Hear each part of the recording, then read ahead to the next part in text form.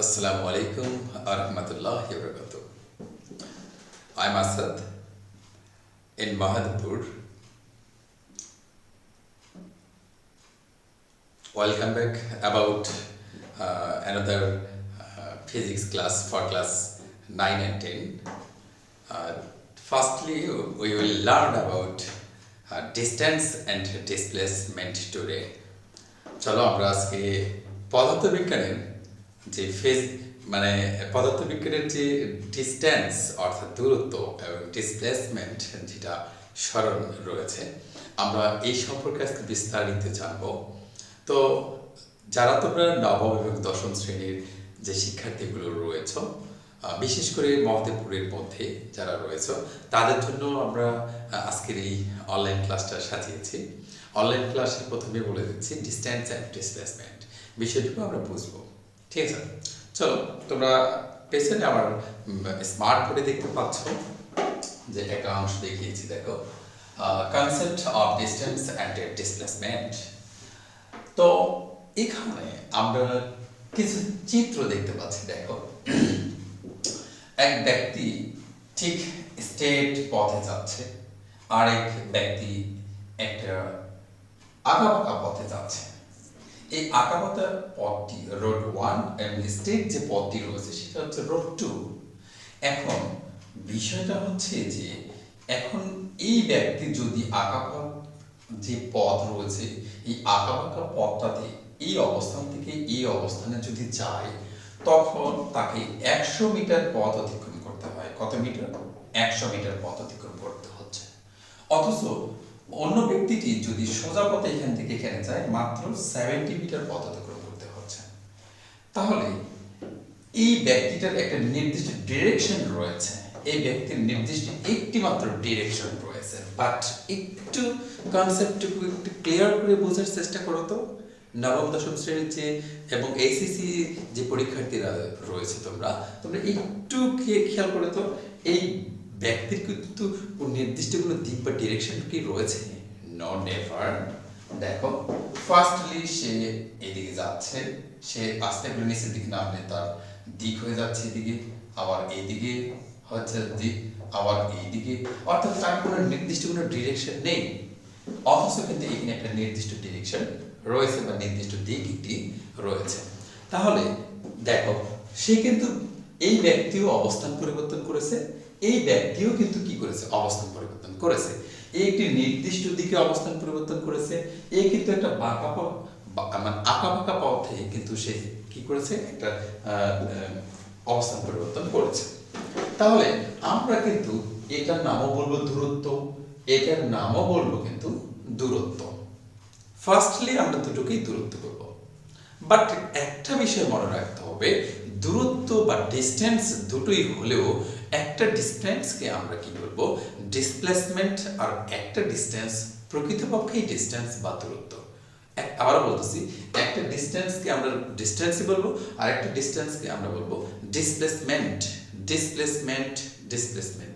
এখন কথা হচ্ছে কোন ডিস্টেন্সকে, আবারও বলতেছি, এটাও ডিস্টেন্স, এটাও কিন্তু ডিস্টেন্স।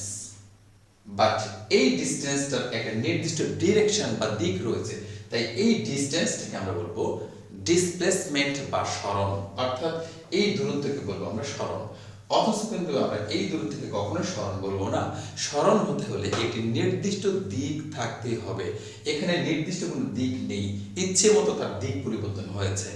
তাহলে উপরেরটা শুধুই মাত্র দূরত্ব, নিচেরটার নাম হচ্ছে সরণ। আরে ওকে, লেটস গো। এবার একটু খেয়াল করে দেখবা যে আমরা এটা সাজিয়েছি ডিসপ্লেসমেন্ট অ্যান্ড ডিস্টেন্স, ওকে? এবং মনে রাখতে হবে ডিস্টেন্স আর ডিসপ্লেসমেন্ট বিষয়টুকু কি। ডিস্টেন্স হচ্ছে একটা বস্তু থেকে আরেকটা বস্তুর অবস্থানের যে পরিবর্তন নির্দেশক রাশি, এটিকে বলা হয় ডিস্টেন্স। আর নির্দিষ্ট যদি দিক থাকে এবং ওই ডিস্টেন্সটা যদি অতি শর্ট হয় অর্থাৎ সংক্ষিপ্ত হয়, ওই ডিস্টেন্সটাকে আমরা তখন বলবো কি? ডিসপ্লেসমেন্ট। আমার শর্তটুকু তুমি কিন্তু রিপিট করে শুনে দেখতে পারো, ক্লিয়ার? ওকে, তাহলে আমরা দেখলাম যে ডিস্টেন্স অ্যান্ড ডিসপ্লেসমেন্ট কি। আমরা যদি নেক্সট একটা অংশ নিয়ে কথা বলি, দেখো আমরা নির্দিষ্ট একটি অংশ নিয়ে কথা বলতেছি, একটু খেয়াল করে দেখো যে আমি দুইটা গাড়ি দেখতে পাচ্ছি, রোড 1 এবং রোড 2 কিন্তু এখানে ফলো করেছে। একটু খেয়াল করো, দুইটা কার নির্দিষ্ট দুটি পথ অবলম্বন করেছে। উপরের কারটি কি করেছে, এমন একটি পথ অবলম্বন করেছে যে পথটা কিন্তু আঁকা বাঁকা, এবং এই চলতে চলতে তার ডিরেকশনটুকু একটু খেয়াল করে দেখো। এই অ্যারো চিহ্ন দ্বারা কিন্তু আমি এই ডিরেকশনটুকু বুঝেছি, এর ডিরেকশন কখনো এইদিকে, কখনো এইদিকে, কখনো এইদিকে। তাহলে তুমি নিশ্চয়ই বুঝতে পারছো এটা হচ্ছে কি বলো, এটা হচ্ছে ডিস্টেন্স। বাট এখানে একটু খেয়াল করে দেখো, এর ডিরেকশন সোজা, এই অ্যারো যায় দিকে, এই অ্যারো সেদিকে, ওই অ্যারো একই পথে রয়েছে। এইটাকে আমরা বলবো ডিসপ্লেসমেন্ট, অর্থাৎ নির্দিষ্ট একটি দিক রয়েছে। আরে ওকে, এবং আমরা বলতেছি distance, why distance is scalar and why distance is displacement is vector. The direction of a car is constantly changing একটা বিষয় খেয়াল করো। The direction of a car is constantly changing, but the direction of a car is not changing. অর্থাৎ এখানে change করতেছে প্রতিনিয়ত, but এখানে কিন্তু পরিবর্তন হচ্ছে না। ঠিক এই কারণেই যখন নির্দিষ্ট একটি দিক থাকবে, তাকে আমরা বলবো কি ভেক্টর বা দিক রাশি। আর যদি নির্দিষ্ট কোনো দিক না থাকে, একাধিক দিক যদি থাকে, তখন তার নাম হলো অদিক রাশি বা স্কেলার রাশি। সো এই কারণে আমরা এটাকে বলতেছি, ডিসটেন্সকে বলতেছি একটি কি রাশি, স্কেলার রাশি, বা ডিসপ্লেসমেন্ট একটি ভেক্টর রাশি। ওকে, নেক্সট আমরা যদি কথা বলি, one more again please see it and ask the question. Okay, are you okay? And then আমরা দেখতে পাচ্ছি যে স্পিড অ্যান্ড ভেলোসিটি হয়। স্পিড অ্যান্ড ভেলোসিটি, স্পিড কি, ভেলোসিটি কি, আমরা এই বিষয়টুকু নিয়ে জানবো। মাথায় রাখতে হবে, ফার্স্ট টাইম আমরা পড়েছি ডিস্টেন্স। মনে রাখতে হবে সময়ের সাথে ডিস্টেন্সের পরিবর্তনের যে হার, এটাকে আমরা বলবো হচ্ছে দ্রুতি অর স্পিড। বাট আমরা যদি এভাবে খেয়াল করি যে পরবর্তীতে এসে পড়েছিলাম ডিসপ্লেসমেন্ট, এই ডিসপ্লেসমেন্টটার সময়ের সাথে সাথে পরিবর্তনের যে হার, এটাকে বলা হয় velocity. Let's go. The rate at which an object covers distance. Rate, এই রেট মানে বোঝানো হয়েছে হার, সময়ের সাথে হার। কার হার? স্পিডের ক্ষেত্রে আমরা বলবো ডিস্টেন্সের হার। বাট এখানে একটু দেখো, the rate at which an object covers displacement or displacement divided time, and that's called name is velocity. ওকে, অর্থাৎ আমরা এটা বলতে পারি speed equal distance divided time and velocity equal displacement divided time. আর ওকে, অর্থাৎ আমরা স্বাভাবিকভাবে বলতে পারি যে দ্রুতি হচ্ছে দূরত্ব ডিভাইডেড সময়, আর বেগ হচ্ছে সরণ ডিভাইডেড সময়। যেহেতু এখানে আবার ডিস্টেন্স লাগতেছে, এবং ডিস্টেন্স যেহেতু একটি স্কেলার রাশি, সো স্পিড একটি স্কেলার রাশি। সেম অ্যাজ যেহেতু ডিসপ্লেসমেন্ট একটি ভেক্টর রাশি, সো ভেলোসিটি একটি ভেক্টর রাশি। আর ওকে, distance is a scalar quantity, so speed is a scalar quantity, and again displacement is a vector quantity or velocity is a vector quantity. Our quantity is called rashi. Okay, let's go one more again please. Numerical problems. আমরা কিছু কিছু যে স্বাভাবিক যে সমস্যাগুলোর প্রতিনিয়ত face করছি, এই প্রতিনিয়ত ফেস করা অংশগুলি আমরা দেখতে পাচ্ছ তোমরা এখানে কনসেপ্ট অফ প্যারামিটার, অর্থাৎ প্যারামিটার সম্পর্কে আমাদের কিছু ধারণা দেওয়া আছে। আমরা যদি একটা বৃত্তের কথা চিন্তা করি, দেখো আমরা একটা বৃত্ত নিয়ে নিলাম, দেখো একটা বৃত্ত নিয়ে নিয়েছি আমি।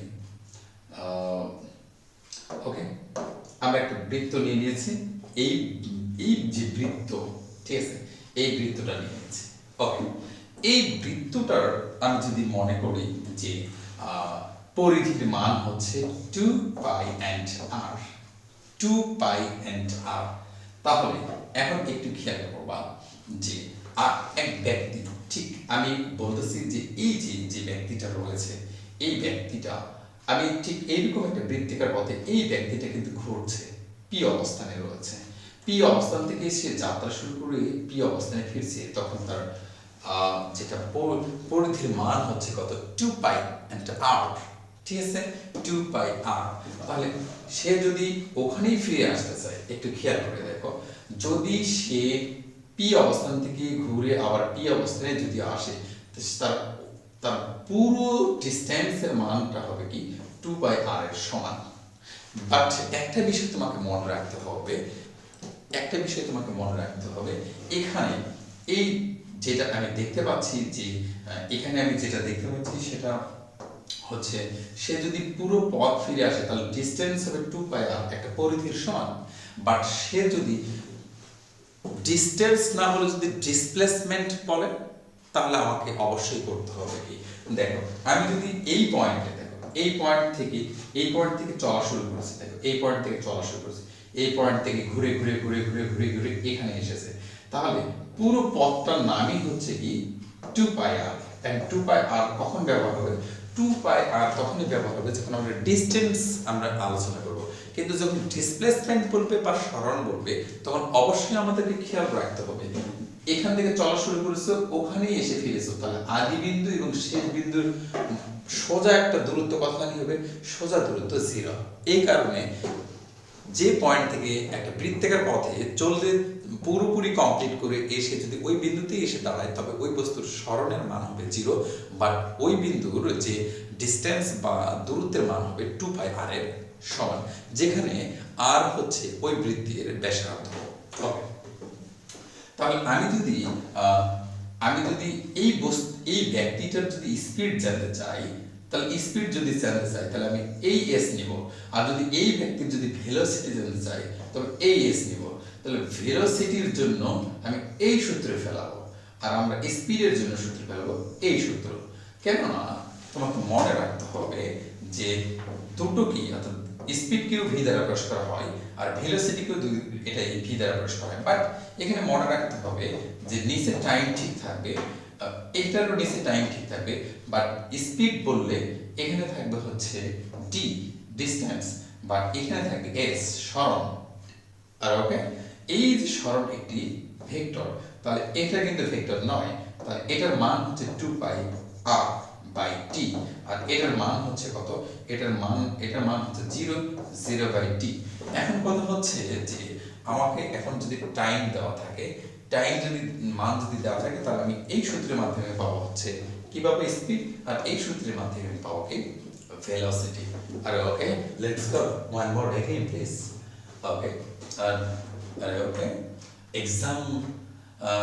এক্সাম কোশ্চেন আসলে কি ধরনের কোশ্চেনগুলো হতে পারে আমরা এটা নিয়ে আলোচনা করছি। দেখো যে আমরা এখানে একটা বিষয় ক্লিয়ার হতে পারছি যে একটা বৃত্তির অর্ধ অংশ রয়েছে বা অর্ধ চাঁদা একটা রয়েছে। তো এখন বলা হচ্ছে যে a car traveled from P point to Q in 1 minute calculates its speed and velocity। অর্থাৎ এই কারটা যদি 1 মিনিটে P থেকে Q যদি যায়, আবার বলতেছি 1 মিনিটে যদি P থেকে Q যদি পৌঁছায় যায়, তাহলে এই ক্ষেত্রে এই কারের স্পিড দ্রুতি কত হবে এবং এটা কি হবে আর ভেলোসিটি কি হবে। আমরা কিন্তু কি জানি, আমরা জানি হচ্ছে ভি, আমরা জানি হচ্ছে ভি। দেখো আমরা বলতে পারি ভি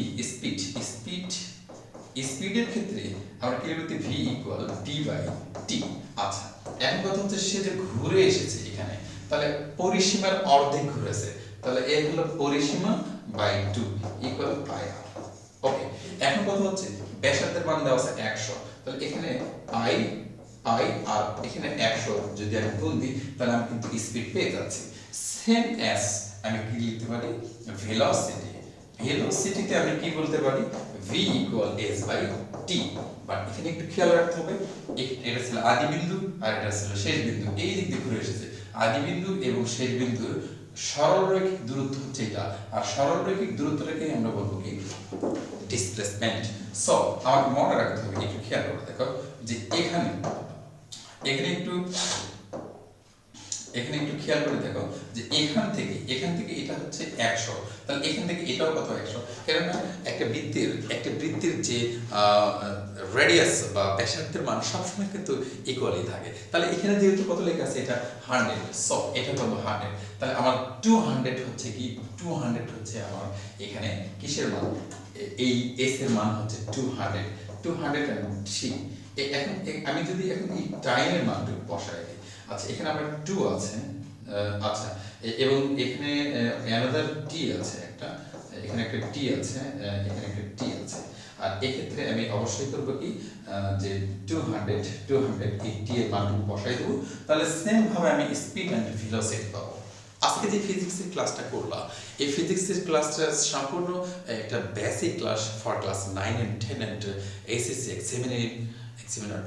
সো তোমরা অবশ্যই ফিজিক্সের ক্লাসগুলো অফলাইনে ক্লাস করার জন্য অবশ্যই তুমি মহাদেবপুরে যদি থেকে থাকো আমার সঙ্গে যোগাযোগ করতে পারো। অবশ্যই আমি 100% ভালো একটা সার্ভিস দেওয়ার চেষ্টা করব।